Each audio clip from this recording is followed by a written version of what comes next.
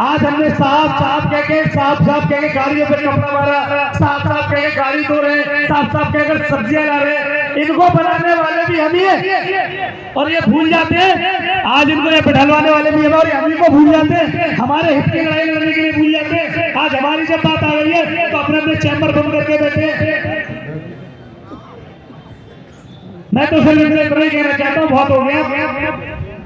और आप सभी भाइयों के लिए एक मेरा छोटा सा एक कहावत है, मैसेज है जो भी हमारे रावण में गल गया खंभा हमारा, हिम्मत हो तो जाओ खा। पैसा गांधी सभा में पैसा गांधी जी कीजिए। हम लोग हमारा प्यार कर चुका है और फाइनेंस ऑफिसर साहब, रजिस्ट्रार साहब, अगर इसे हिलाने आओगे तो हमारे डिमांड चार्ट का स्वीकार करोगे तो ही ये पैर हटेगा, वरना नहीं हटेगा। हमारे डिमांड मांगोगे तो ही अभी आपका पैर हटेगा, वरना नहीं हटेगा किसी कीमत पे। आप भाव दिल्ली, आप भाव लगाओ, आप उन लोगों से भी बाहर आओ जिनका आपके सरों पर हाथ है, आप जिनके इशारों पर चल रहे हैं, आप पूरी ताकत लगा लो, पर ये कर्मचारी नहीं मानेगा। ये कर्मचारी तभी हटेगा जब इनकी पूरी की पूरी कर्मचारी पूरी हो जाएंगी, तभी हम सभी मानेंगे। इसी बात को कहकर अपनी बारी को राम देता हूँ। धन्यवाद। बहुत बहुत धन्यवाद राहुल जी। मेरी शैलीना सिद्दीकी साहब से तरफ को यहाँ तशरीफ ले आए। शैलीना सिद्दीकी अगर मेरी आवाज़ सुन रही हो और नूरुल अमीन जी अगर मेरी आवाज़ सुन ये आसपास ही रहे मौजूद हैं, तो इन दोनों को अभी असल में थोड़ा ये दोनों तीनों गरम दर्द को एक साथ नहीं लाना चाहता मैं। अभी गरम स्पीच का माहौल चल रहा है, तो थोड़ा सा माहौल को ठंडा करने के लिए मैं जो कि बल्कि ठंडा क्या वो जाहिरी तौर पर तो ठंडा है, लेकिन जिसने इस आंदोलन के लिए, इस एजुकेशन के जो एक कारनामे को अंजाम दिया है, वो इतना बड़ा कारनामा है कि जितना उसका तारीफ की जाए इतना कम है। आप लोगों को याद होगा 31 दिसंबर के बाद जब हम लोगों को एक्सटेंशन मिला टेम्परेरी एड हॉक और डेली वेजर्स को, तो उसके बाद पता ये चला कि बहुत खामोशी से एक नोट शीट तैयार हो चुकी है। उस नोट शीट में ये था कि आप टेम्परेरी और एड हॉक को बड़ी खामोशी के साथ कॉन्ट्रैक्चुअल पर लाया जा रहा था और आपको ताकत जब तक, क्योंकि हमने इस कमेटी खड़ी नहीं हुई थी, आंदोलन शुरू नहीं किया था और वो बड़ी प्रेशराइज करके खामोशी से आपको बॉन्ड भरवा देते और ये टेम्परेरी और एड हॉक हो सकता था कि सबके सब एक कॉन्ट्रैक्चुअल पा जाते, लेकिन उनको इनके इस षड्यंत्र को अगर किसी ने फेल किया है तो हमारे जो सब कमेटी के कुछ मेंबर हैं, जो एक आज इस 9 नंबर मेन कमेटी का मेंबर है, जिसमें एक नाम हमारा सलमान खलील और दूसरी हमारी सामने बैठी हुई है ज़ेबा, और मेरी आवाज़ सुन रहा है यहाँ इमरान। इन लोगों ने उस कारनामे को अंजाम दे दिया कि इनकी जितनी तारीफ किया है इतना कम है। इनके लिए जोरदार तालियां बजाया।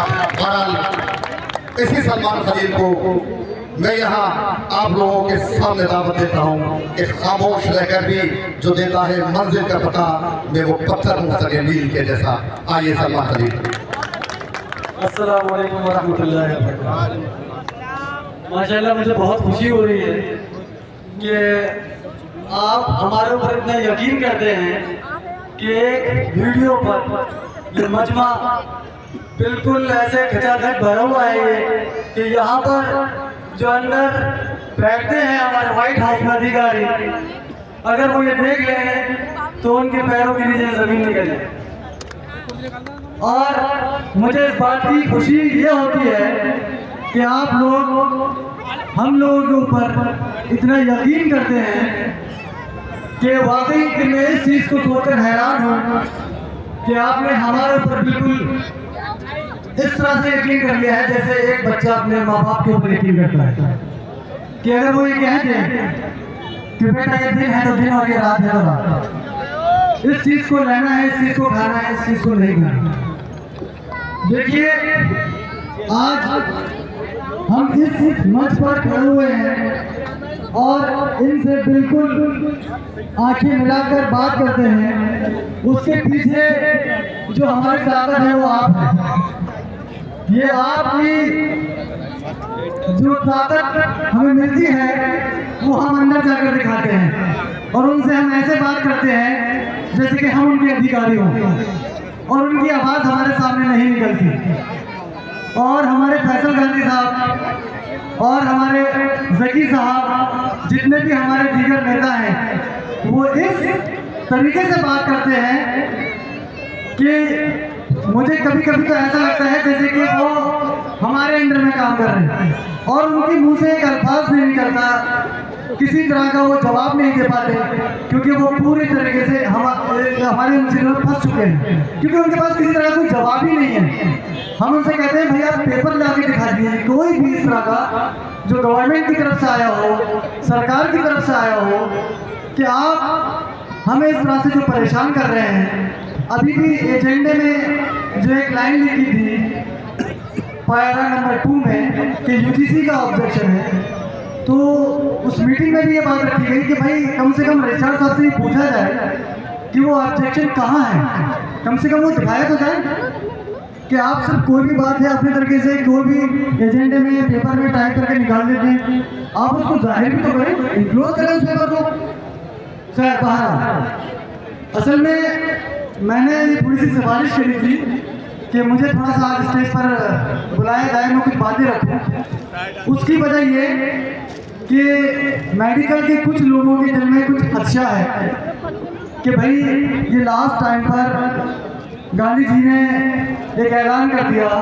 कि एसेंशियल सर्विसेज को एग्जम्प्ट रखा जाए, मगर मैं देखिए इस मंच से ये क्लियर कर दूँ कि एग्जम्प्ट जो एसेंशियल सर्विसेज थी उसमें साफ साफ ये जाहिर कर दिया था कि एक ट्रॉमा सेंटर की इमरजेंसी, ब्लड बैंक और सीसीयू आईसीयू ओपीडी वगैरह बिल्कुल नहीं खुलती उसमें, ये साफ तरीके से कहा गया था। बार बार लोग यहाँ पर आए, रात में भी मेडिकल के काफ़ी सारे लोग आए, उनको भी ये समझाया गया। अब मैं यहाँ पर अगर मेडिकल के लोग हैं तो मैं उनसे ये पूछना चाहता हूँ कि ये जो हमने मशवरा करके ये ऐलान किया, ये सही किया या गलत? अगर सही किया तो मेरा हाथ उठा दें, मुझे बहुत खुशी हुई। देखिए अब मैं इसके बाद की बात बता दूं क्योंकि मुझे ये लगता है कि ये सही किया और उसकी वजह ये थी कि हम JR नहीं हैं, जूनियर डॉक्टर, क्योंकि हम यहाँ के एम्प्लॉय हैं, हम आप लोगों का, हम सब का दर्द समझते हैं।